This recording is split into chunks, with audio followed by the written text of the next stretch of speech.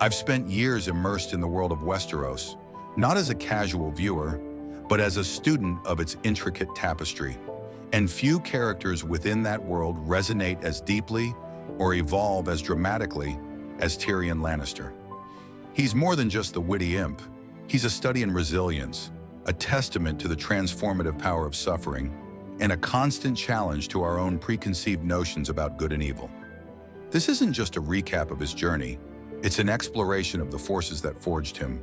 We'll dissect the pivotal moments, the triumphs and the betrayals that molded the man from the ridiculed son of Casterly Rock to, arguably, the most compelling political figure in the Seven Kingdoms. Join me as we delve into the intricate layering of Tyrion's character, tracing his transformation from the cynical outsider to the reluctant hero he ultimately becomes. Tyrion's story doesn't begin in the spotlight, it starts in the shadows. Born a dwarf, he's instantly marked as an outcast, a source of shame for his powerful and deeply prejudiced family. His mother's death during his birth adds a layer of guilt and an almost existential burden that hangs over him throughout his life. The expectation placed upon a Lannister is one of strength, ruthlessness, and unyielding ambition, traits that, by his very nature, he was always told he lacked. This breeds a cynicism, an outer shell of wit and irreverence. He's learned early that humor is a weapon, a shield, and a means of survival in a world that consistently devalues him. But underneath the barbs and the boozy swagger, there's a keen intellect and a surprising vulnerability. He indulges in the vices expected of him, seeking solace in wine and brothels. But even in these moments of perceived weakness, we see hints of his innate desire for respect, for a place in the world beyond his family's expectations. This fractured upbringing lays the foundation for the man we later come to know. The turning point for Tyrion comes with the murder of Joffrey. He's framed for the crime, a victim of circumstance, and the deep-seated hatred that surrounds him. This betrayal, especially coming from his own family, breaks something within him. His trial is not about justice, but an exercise in power and prejudice, highlighting the hypocrisy of the system he believed he could navigate.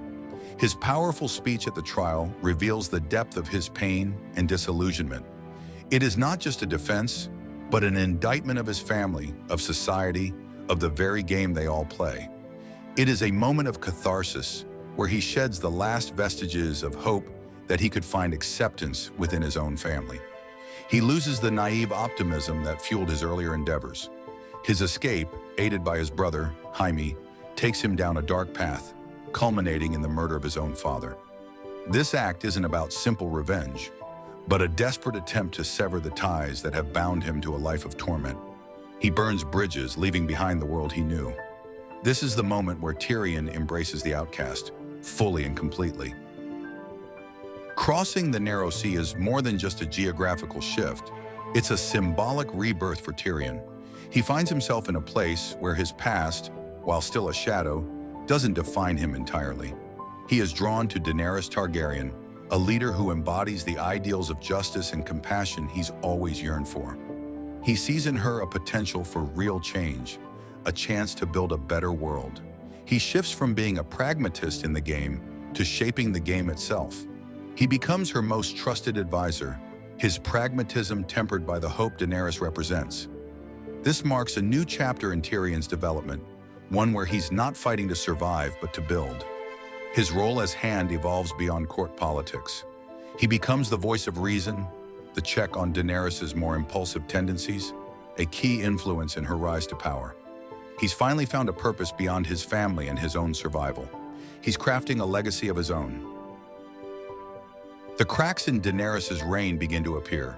Tyrion, now deeply invested in her cause, sees her slipping towards tyranny.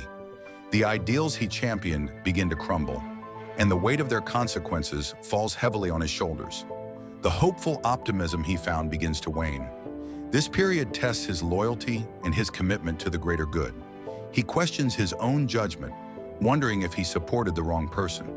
His pragmatic nature clashes with the growing absolutism of Daenerys' rule. This is not a simple case of good versus evil. It's a complex exploration of the corrupting nature of power and the difficult choices that leaders must make. His attempts to influence Daenerys towards a more moderate approach fail, leading to his tragic decision to betray Varys, a desperate attempt to save the city of King's Landing. It's a heart-wrenching moment that showcases the sacrifices that are sometimes required in the pursuit of peace, however futile those sacrifices may ultimately be. The destruction of King's Landing is a devastating reminder of the consequences of unchecked power. Tyrion, once again imprisoned, must face the consequences of his actions. His belief in his ideals has been shattered, but it's not extinguished. He remains a voice of reason amongst those deciding the fate of Westeros, even after all he has endured. He emerges as the architect of a new system of governance. He learns from his past mistakes, advocating for a more representative and less centralized form of power. He helps to shape the future of the Seven Kingdoms, no longer a player in the game, but a key to the new rules of engagement. He may not be the hero of the tale, but he is its truest force. His journey is a testament to the idea that growth can come from suffering, that vulnerability can be a source of strength, and that even in the darkest of times, a glimmer of hope can endure. The destruction of King's Landing is a devastating reminder of the consequences of unchecked power. Tyrion, once again imprisoned, must face the consequences of his actions. His belief in his ideals has been shattered, but it's not extinguished. He remains a voice of reason amongst those deciding the fate of Westeros, even after all he has endured. He emerges as the architect of a new system of governance. He learns from his past mistakes, advocating for a more representative and less centralized form of power. He helps to shape the future of the Seven Kingdoms, no longer a player in the game, but a key to the new rules of engagement. He may not be the hero of the tale, but he is its truest force. His journey is a testament to the idea that growth can come from suffering, that vulnerability can be a source of strength, and that even in the darkest of times, a glimmer of hope can endure. Tyrion Lannister's evolution is not a neat and tidy narrative. It's a messy, complicated, and ultimately human story. It's a reminder that true character is not defined by birth or circumstance, but by the choices we make in the face of adversity. And in the grand tapestry of Westeros, Tyrion's is perhaps the most enduring and thought-provoking thread.